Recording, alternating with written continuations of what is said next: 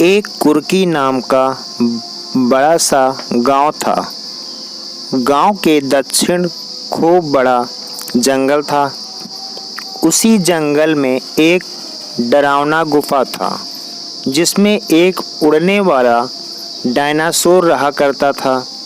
Dinosaur के मुंह से आग निकलता था और वह खूब भयानक दिखाई देता था।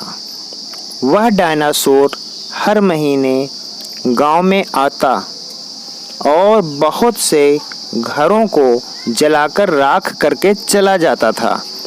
इसी प्रकार इस बार भी वह डायनासोर आया और ज़्यादा गांव वालों को जलाकर राख कर दिया, जिससे गांव में बड़ा नुकसान हुआ।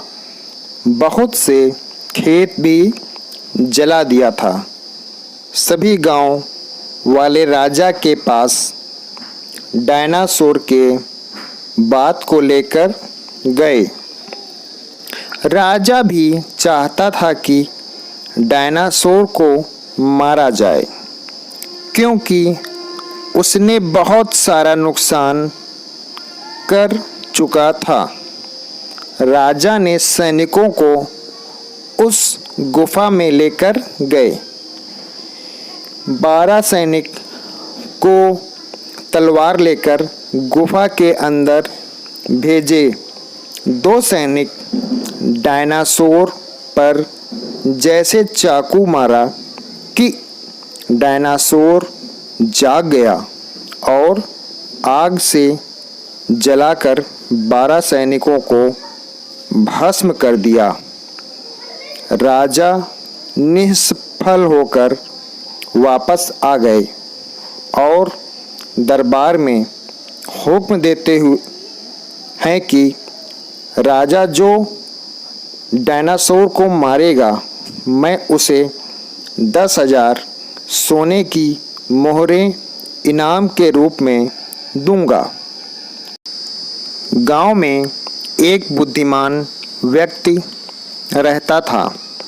उसे इस बात का पता चला तो उसने राजा को एक युक्ति बताया कि हम लोहे को पिघलाकर उसका लार्वा बनाएंगे और उस लार्वा को डायनासोर पर डालेंगे तो वह उड़ने की कोशिश करेगा और गुफा के ऊपर पत्थरों से टकराएगा।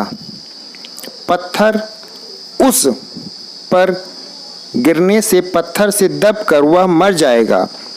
यह योजना राजा को सही लगी। राजा तुरंत सैनिकों को हुक्म देकर लोहे को तैयार करवाया और गुफा से थोड़ी दूर राजा लोहे का लार्वा बनवाया।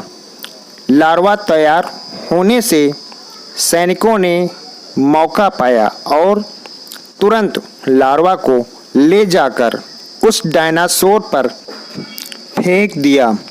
अचानक में डायनासोर पर लोहे का लार्वा गिरने से डायनासोर झटके से उड़ा और गुफा के ऊपरी भाग से टकरा कर गिर गया और ऊपर का पत्थर गिरने लगा।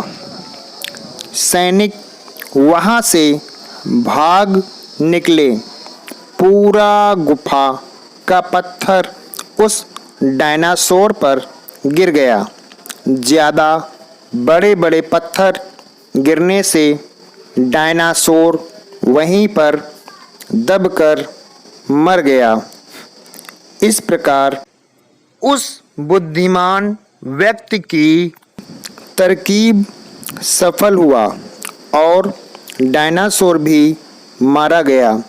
राजा ने उसे 10,000 सोने की मोहरें इनाम के रूप में दिए और उसे अपना मंत्री भी बनाया। धन्यवाद। Please like and subscribe.